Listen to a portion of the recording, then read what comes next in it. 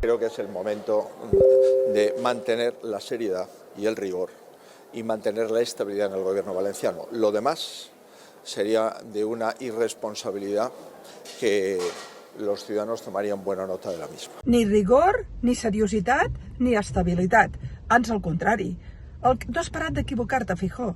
Primer vas mantenir en el càrrec a un president indigne que, com hem sabut, no va gestionar de cap de les maneres a la pitjor tragèdia que va viure el País Valencià.